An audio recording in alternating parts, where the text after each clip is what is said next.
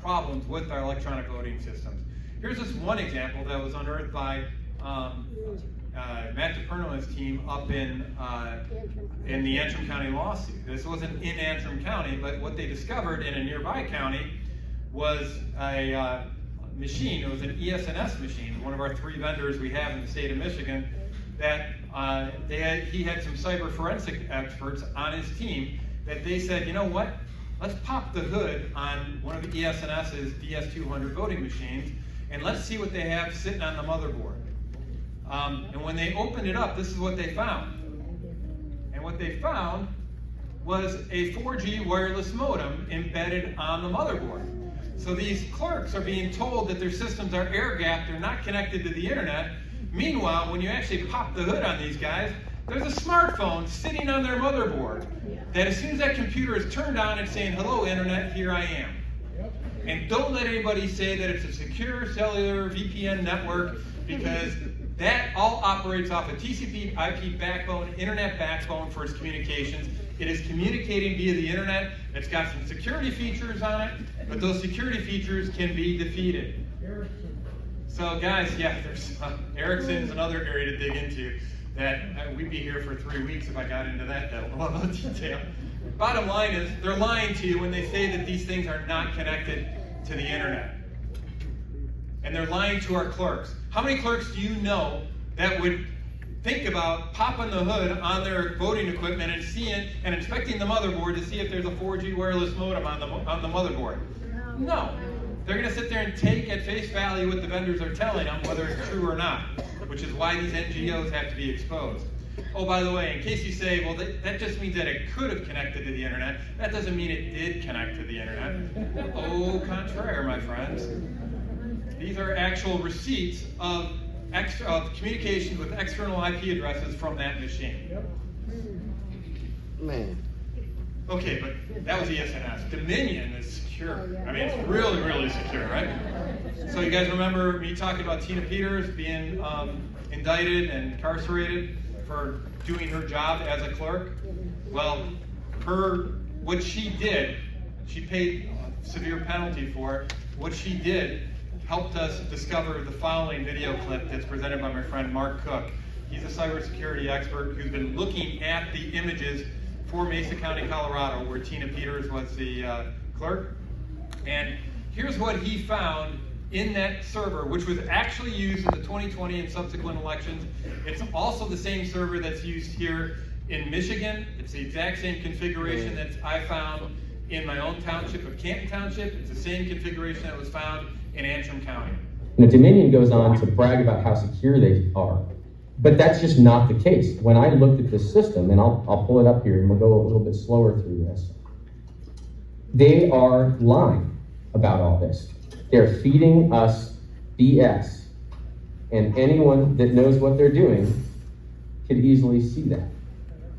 So for instance, this utility should not even be on the system. What is the utility called? SQL Server Management Studio. There is zero reason that software should be on there. So they absolutely do install the software on the system. And I think they should answer a question as to why they have it on the system. I didn't even bother putting a password in. I just clicked connect because I wanted to see if it would let me in. And it let me in. And the election officials are sitting there telling their friends and family and their citizens that they represent that the systems are secure when they are lying without even knowing it. So I asked it to show me this table here, and I was kind of shocked that it showed me information in the database because even having that access is kind of odd for anyone sitting in front of the computer to have. And I noticed that this internal machine ID here was a 1 for Joe Biden. And what we're looking at here is these are all the choices on the ballot. And that internal machine ID right there, this column, is just a translator. So each answer here has a unique number over here. So if we look up here, I saw Trump here had a 2. And I thought, well, a really easy way to check this is, could I flip the election just by flipping these 2 numbers? Is the system set up so insecurely that I could do this? And what if you had a rogue election official that really just didn't want a certain measure to pass? If you have a system that would allow this type of thing to happen, how on earth is that safe or secure? So I'll pull this report up because I wanted to see what the results were before I did anything. And so I saw Biden had 31,000, Trump had 56,000. And so what I'm gonna do is I'm gonna see if it'll let me edit this table. So I clicked on edit, and it kind of pulls up what looks like an Excel spreadsheet almost. And you can see that same table information here. And if I go to the bottom, you can see Biden here with a 1. So all I'm gonna do is I'm gonna change the 1 to a 2. And I figured as soon as I try that, it's gonna say, you cannot do this. Access denied, unable to save, some type of error message. And I pressed enter and it took it. So I kind of grinned, thinking there's no way that they are allowing this. This can't be this easy. And I changed this 2 to a 1, and I pressed enter and it took that. And then I went back here and I noticed the results completely changed. So that's all I needed to know. Right there, this system out of the box allows people sitting in front of it to manipulate it like this. It didn't have to be set up like this. They could have secured this and locked all this down, and I shouldn't have been able to get through any of these steps. In fact, the software utility shouldn't even be on the system. And then I thought, well, I wonder if I can connect another computer that's not even the Dominion computer, but let's say I connect my laptop to the Dominion network. If someone were able to do that without being detected, could they use a different computer to do it? So Mesa report number 2 actually walks you through that. It walks you through all the screenshots. That's all the things that I did to see, are we actually being lied to or not? And found out we were. I connected my laptop to it. I downloaded the utility from Microsoft for free. And so I downloaded that, I connected to the voting system across the network, and I was able to flip the results of the election without leaving a trace anywhere. So I've been with him demonstrating this live in different communities across the country, and it really is that easy. I've actually used SQL Server Management Studio professionally before I got into the Senate. That's what I used to manipulate. What he's talking about is 100% true. Yep. You can also manipulate by putting in a flash drive and changing the elections like that, self-executing. You can do it via remote access. It doesn't even have to be on that network. Right. And what do I mean by that? Well, by the way, once again, they're going to tell you that that's just something that could happen. It doesn't mean it actually did happen. All right, here we go. In Michigan, Georgia, and Arizona, in all of them, we have found anonymous user remote access logons that would have elevated privileges in the election management system, which means anyone who does that through a remote logon with elevated privileges can access the actual database and change results. Okay, so it's happening. What about closer to home in Canton Township? All the software that Mark was talking about, that SQL Server Management Studio, we found that on the Canton Township Election Management System server. We also found, that's very disturbing, that every single firewall port on that server, including remote desktop access, was wide open. So the safeguard that they have when these machines are connected to the internet, and they are connected to the internet, and they definitely, we have Mike Segrist admitting to that for the 2020 election via this listener module, which connects to the internet. So we know that they had the ability to go off and modify it. Now, one of the first things you'll notice whenever you're digging in on any of this is that they delete their logs. That's the first order of business across the board. We caught them in that with Ben Cotton and others inside of the Maricopa County analysis. So we have evidence of them wiping these systems, but this is a game that's being played. They do not want, that's why Jocelyn Benson's ordering the destruction of these flash drives. That's why she's ordering the destruction of election records, so that we can't perform this forensic audit. Okay, but we should all rest assured, because these voting systems are tested for accuracy, right? Not so much. All right, so here's an example of public accuracy testing in Detroit. In Detroit at the precincts, the in-person voting, they've got what are called ImageCast precinct tabulators. They also have ICX tabulators, but I didn't want to squeeze it into the slide. And then for the absentee voting, they got a combination of machines. They got what are called ImageCast central machines, which are high-speed tabulators, and they're supplemented by adjudicator workstations, which essentially overwrite whatever the voter intent was coming out of the ICC machines. So for public accuracy tests in Detroit, and this is, I think, the number from the 2022 election. I was overseeing this public accuracy test. It was conducted at Zoom. And they have 450 precincts in the city of Detroit. There's one of these image cast precincts per precinct. So one of these tabulators per precinct. Guess how many were tested during the public accuracy test? Yeah, ultimately 0. But they tested 14 image cast precinct tabulators during their dog and pony show called the public accuracy test. Not one of those 14 were actually deployed on election day when you pressed them. So none of the machines that were deployed on election day, just put that in context, were tested for accuracy. That's the whole purpose of a public accuracy test, is to give us confidence that they're going to tabulate the results accurately. And oh, by the way, let's go to the Detroit AV Counting Board, shall we? So they take all those precincts, 450 precincts or whatever in Detroit, and then they map them to a number of AV counting boards, and the last number I remember on that was 134. It changes every single election cycle. And then they map the AV counting boards to one of 24 ICC tabulators. So first of all, when you start looking at chain of custody and audit trails, they're doing that deliberately to complicate the heck out of what's going on, right? It just frustrates me. So it's all under the interest of efficiency, right? So guess how many of these machines were tested? I saw 0 during the public accuracy test, but when I did the walkthrough later in the day, they said, no, we had one of the ICC machines tested. I never saw that on the public accuracy test on the Zoom call. But when pressed, once again, 0 of those ICC machines were deployed to manage and tabulate our election results.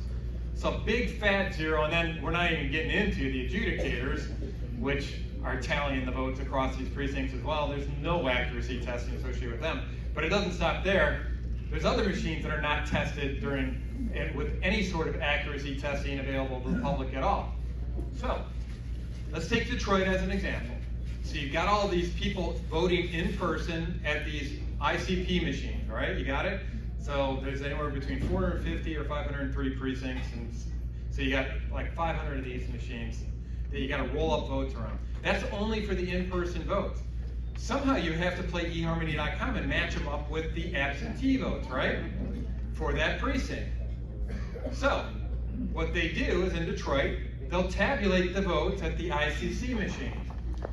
Well, they got 24 of these machines, so what they do is roll up all that information up to what's called an RTM laptop.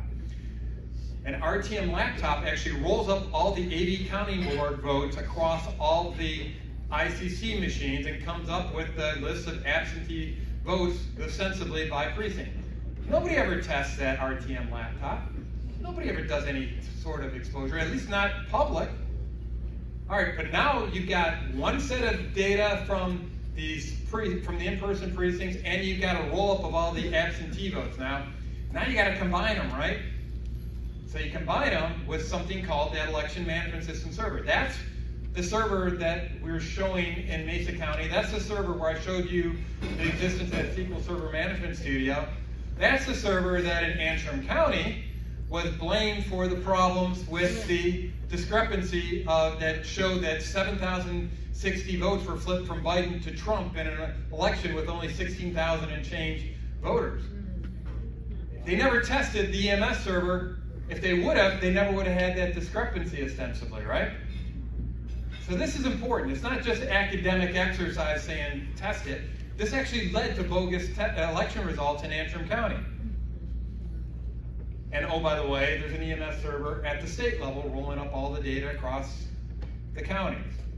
None of this is ever tested. And if you think that's not a big deal at the state level, well, Tim alluded to it a little bit earlier, but if you roll up your election results for the 2020 election by precinct versus by county, you'll find that there's a 3,285 vote difference.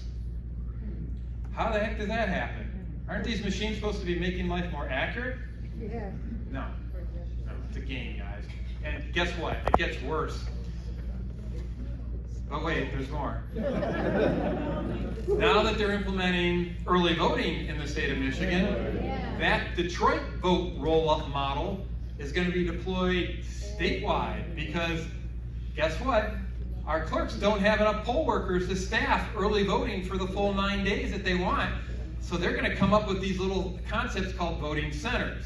These voting centers are equivalent to like an AV county board, if you will, or the satellite voting centers in Detroit. And now they're going to be doing a roll-up. And I'll tell you, as a poll challenger, my head's going to be spinning trying to go off and do the traceability from a given ballot and a given tabulator up to a given precinct, up to a given municipality, up to a given county. They're deliberately obfuscating it and making it difficult to determine what the audit trail is. You guys get what's happening here? It's all very well thought out plan.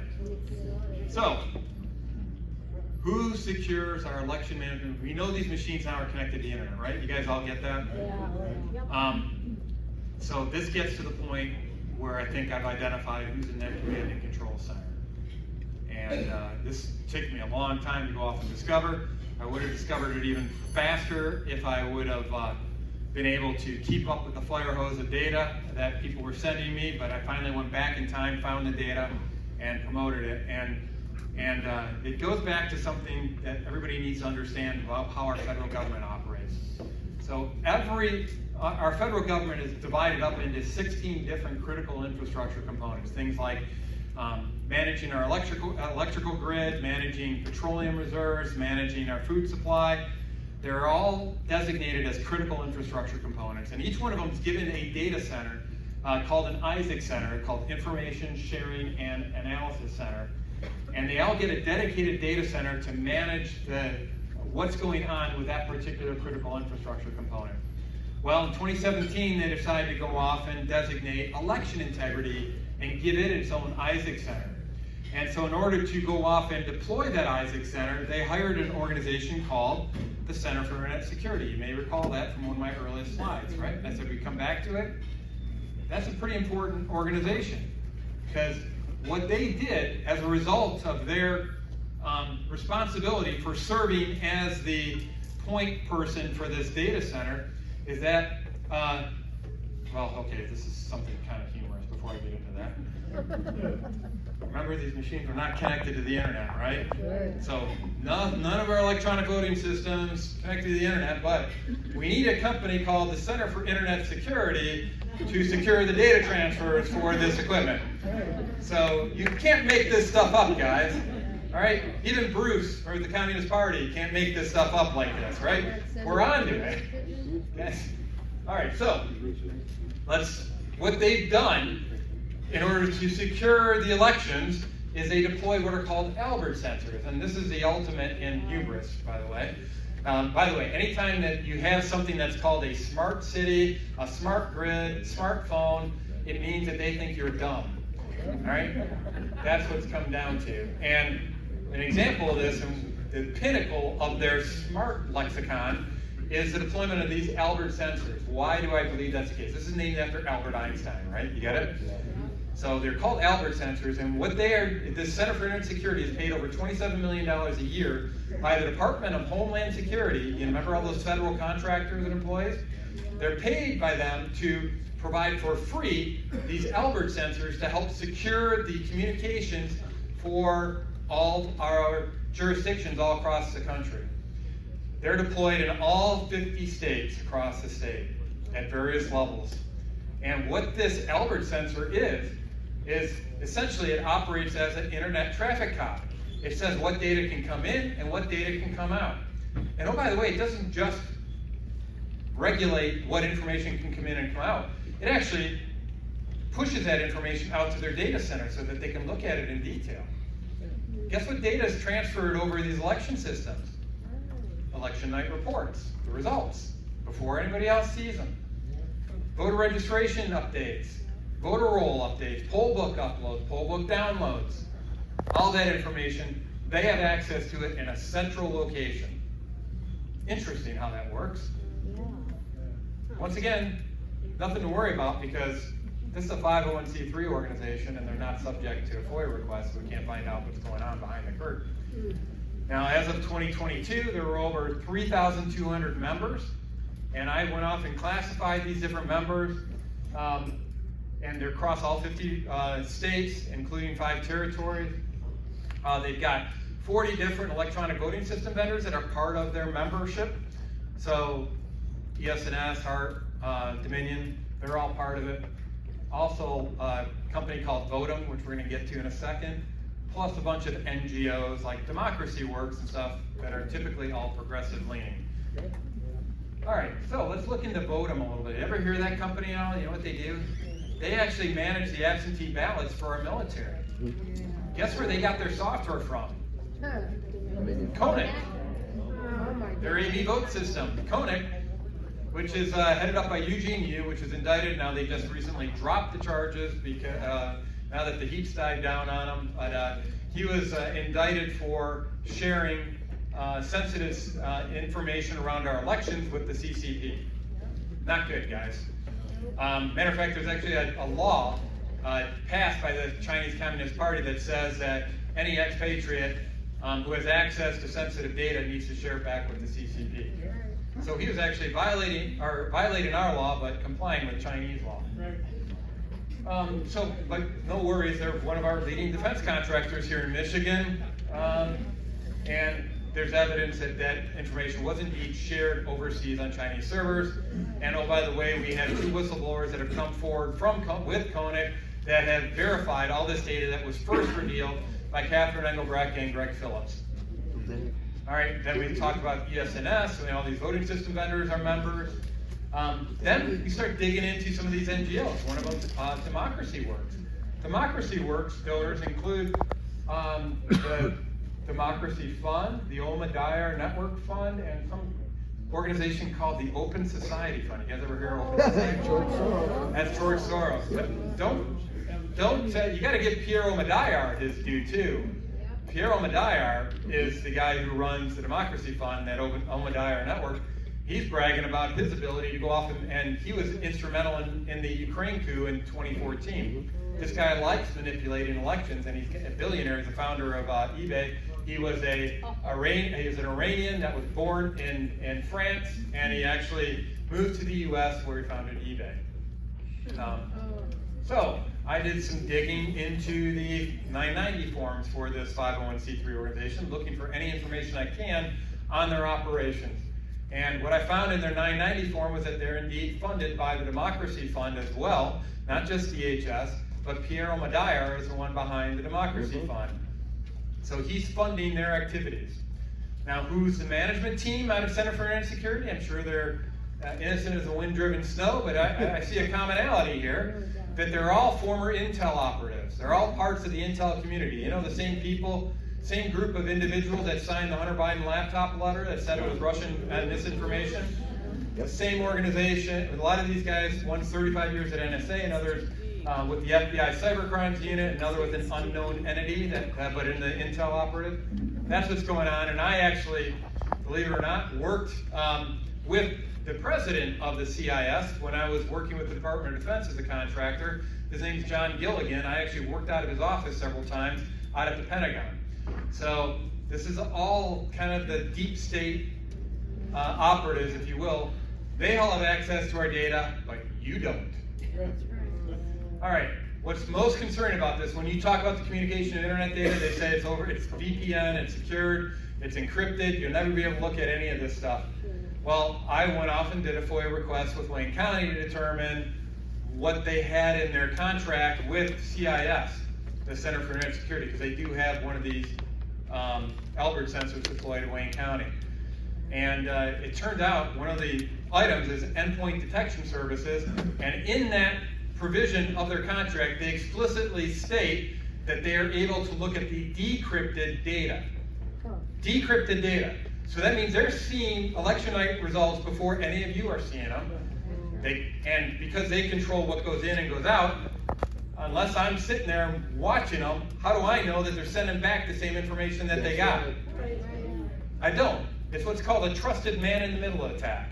That's why internet connectivity is a big deal, because it makes you vulnerable to man-in-the-middle attacks. In this case, we got a Trojan horse sitting right in that we're giving everything to, that unless I know what's actually going on in that operation, I don't have access to it because I can't FOIA request a NGO, and that raises a little bit of concern. Now, when they say that they're looking at the endpoint detection services, they say we're only looking at them to go off and see if there's any malware, right? So that's why we're unpacking this. All right, we caught them in that as BS as well, because when you look at the questionnaire they sent out to the state of New Mexico, what they asked them specifically was, do you manage an online voter registration system in this deployment? Do you manage election night results? In other words, they're asking specific information to elections that have nothing to do with malware. They're trying to figure out whether or not that's a target of opportunity or not. All right, so do we have any evidence of centralized data manipulation that could be executed in something like this CIS data center, for example? Well, I'm going to go back to that discussion of the Edison reset. 5 o'clock in the morning in Michigan, our votes went down from 3.3 million, 3.4 million. They were constantly going up, and then they went down to 0 at 5 o'clock in the morning, popped back up again, and continued on. That's kind of an issue from my perspective. And from a techie perspective, I'm an aerospace engineer as well. I've done some control system analysis and design. And I was talking with one of my fellow nerds by the name of Dronza Smith, and she goes, you know what? That signature looks a lot like what happens when you change the set point on a digital controller known as a PID controller. When you change the set point, it resets the parameter you're trying to control. So I started doing some digging. And I said, you know what? By the way, that Edison reset happened in all 50 states. Yep. We had negative vote increments across all 50 states. So nothing to see here. So I did some digging to see if anybody had bragged about using a digital controller, known as a PID controller, to manipulate election results, and sure enough, that unknown location called Wuhan, China, you haven't heard of that, right? There was a white paper in 2010 talking about how to optimize the election results based on PID controllers. And that means that they've been doing it for years, didn't like the results, so now they're looking to optimize it. 3 professors from a Chinese university called Guangdong University, financed by the CCP, deployed this system.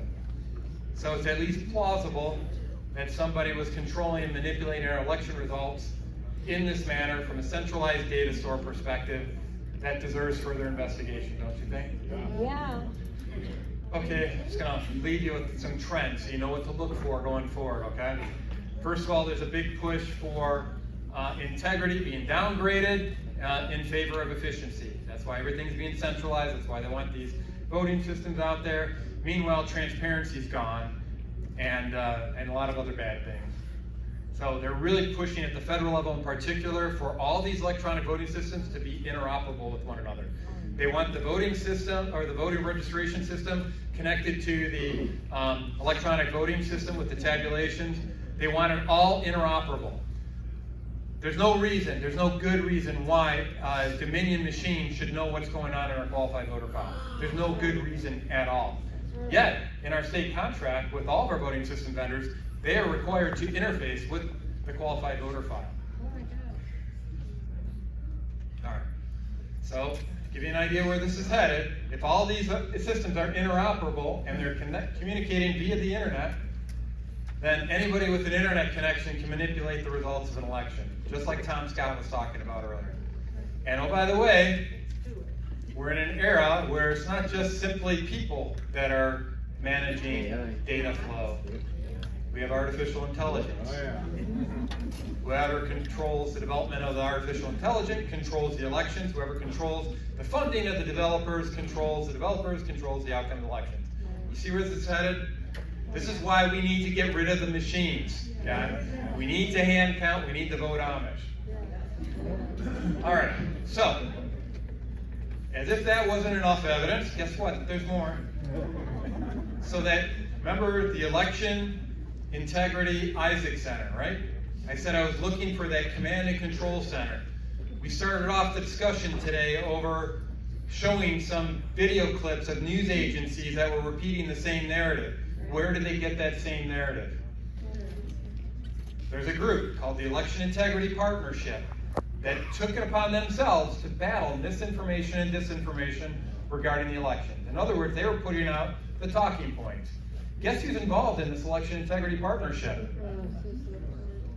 Election Integrity Isaac Center, sitting right top center. And Chris Krebs' former organization, CISA.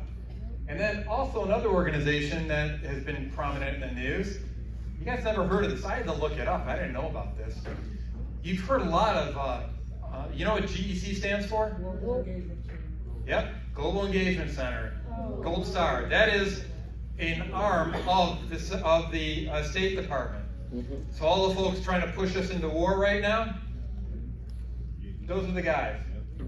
So they are in cooperation with members, a bunch of NGOs that they call members of civil society, which I don't think they include us in. ARP, NAACP, Harvard, and Stanford, all these university systems, and they're part of the civil society. And then they also team up with all the big tech companies, social media companies, and traditional media. Now what they've coordinated on is what they call an incident management system. So as soon as I post a YouTube video saying that there's election fraud and these machines were connected to the internet, or I put a Facebook post or a tweet out, that gets tracked as an incident. And they've got a whole multi-tier system to go off and address that and come out with consolidated talking points that they can give out to their friends in the media. You get how this works? And you see why the centralized data center is so important? Now, I could prove all this with a little bit of access into this NGO, but once again, they're not subject to a FOIA request. So, as a result, we have all this censorship going on. That's why I can't accept electronic payments for books, because PayPal has discontinued their relationship with me, and that's what and you alluded to it in that Nixon project where they cut the financial threads off for everybody that is not towing the line with the messaging that they're pushing. You guys get it? That's why Tucker was taken out. And let's go into that in a little bit of detail. So we know fake news is real. It's literally fake news. We had one time, that Eugene Yu, remember how Catherine and Greg called him out for sharing information with the Chinese? Then the New York Times came out with a article lampooning him, saying that was a bunch of lies. And then the next day they had to issue a statement saying, oh, guess what? He was just indicted by the FBI for LA County. So we know it's a bunch of lies. We know the Hunter Biden laptop is a big deal, right? They camped out and they tried to poo-poo this because it came out in October, right before the 2020 election. They came out with the 51 intelligence operatives that put out a little memo that said this is Russian collusion. And it was all coordinated, as we learned to find out. Tony Blinken, Secretary of State, actually the one who executed and coordinated that quick response by 51 former intel officers. So, the reason I spent a lot of time tonight on information war and influence operations is because as impactful as data manipulation in our voter rolls is, as impactful as it is to have the ability to flip votes directly in the election results database, what we're finding out is that the influence of these influence operations is significant as well. And when you look at just the Hunter Biden laptop, 9.4% of Democrats would have changed their votes if they would have known that that was actual real information going into the election. And you can sure as heck bet most Democrats would not be voting for Biden if they knew what they knew now about the Biden crime family, right? This influence op, this PSYOP, this control the media narrative impacts election results just like changing the numbers in a database. That's why we need to fight an information war. You get it? And it would have flipped every single election in every single of the battleground states. Michigan was the widest margin at 2.78%. That would have flipped 9.4% of the vote. Donald Trump won in a landslide in 2020.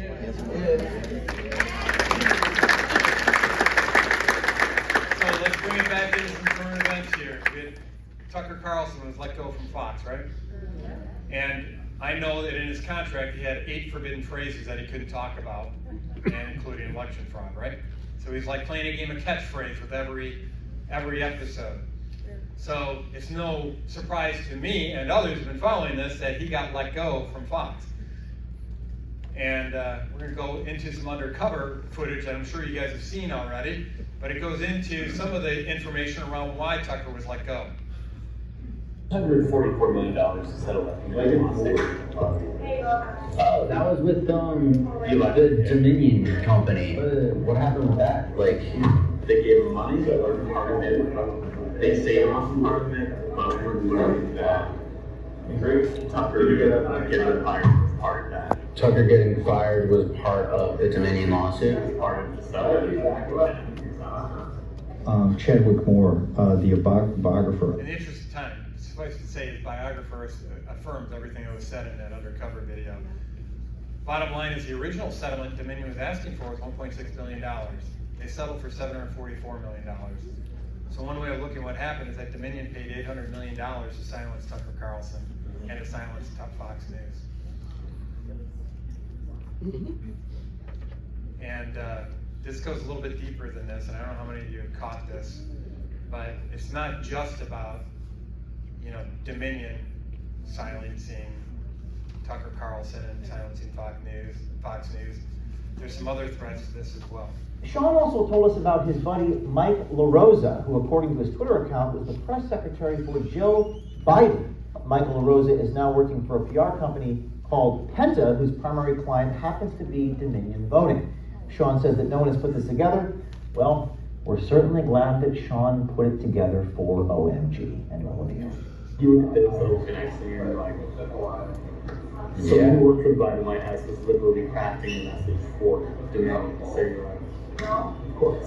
So he left working for Joe Biden to start this PR firm or workplace firm whose sole client was Dominion. Their cause. It's like, right from the White House to good friends. So Wow. when you know those little moving parts, you're like, everyone's shitty. Well, Let me cut to the chase. Joe Biden is implicated now in the takedown of the leading news network that would have ostensibly opposed his re-election bid and provided counter-arguments and airtime to people opposed to him. That's election interference. That's election interference. This is happening right before our eyes, and they're so brazen, they just do it and with impunity. We need to hold them accountable. Ultimately, it's essentially taken Fox News off the palette for many of us, including myself. But it's not just the big guys. It's locally here at home too. Hi, the local township says no to a conspiracy theorist request for sensitive information straight from the election machines. Former State Senator Patrick Colbeck wanted Canton Township to give him critical election data from 2020. The answer was no way. They're calling it a blueprint to hack the next election. Our Grant Herms is following the story from tonight. Grant, this is the first time Colbeck has done God, I something. can't stand listening. Another one's Craig Mauger, all these guys. They're doing an influence op at the local level as well. They're targeting folks like me. They got to be really frustrated that we're not buckling, right? They're trying to play whack-a-mole with us, yet we keep on plugging away, and we're going to keep Now they're trying to make folks like myself, when we ask to seek redress of grievances and ask for information, now they're trying to make the case that we're actually intimidating our elected officials by asking for that info. And that's not a small joking matter here. I mean, they're talking about putting legislation in there to ban that. And what they want to do is use that as an excuse to implement their red flag laws that are out there now too. So they want to leave us defenseless as they enrage their mobs, like your friends in the Communist Party and Antifa and those guys that go off and take advantage of us having our shields down because they took away our ability to defend ourselves. That's the game that's being played. So, but don't worry, we got Republicans taking care of us, right? So you can tell a lot about what's going on in the Republicans. And by the way, I want to put out a shout out for Christina Caramo.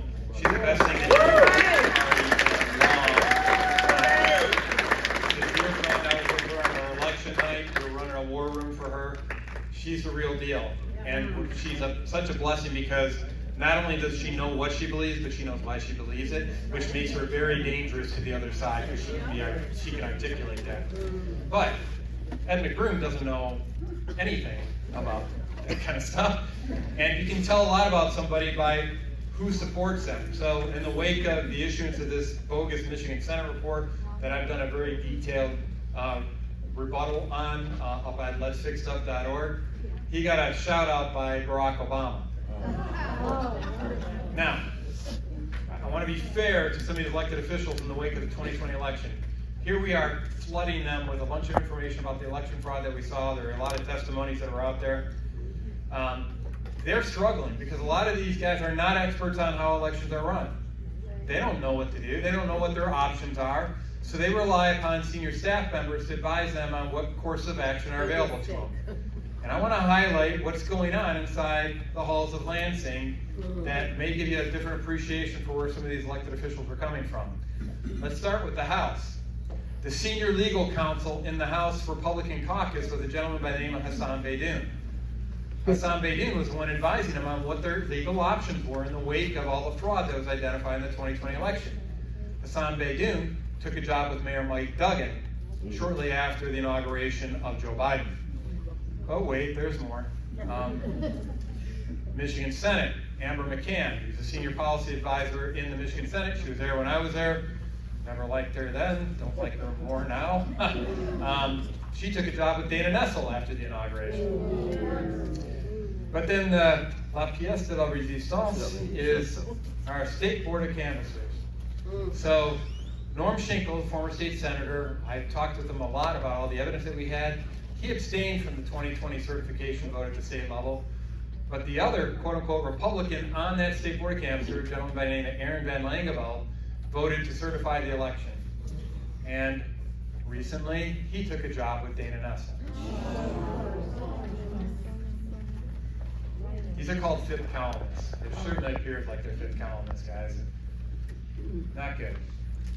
Bottom line on all this, we know they're lying.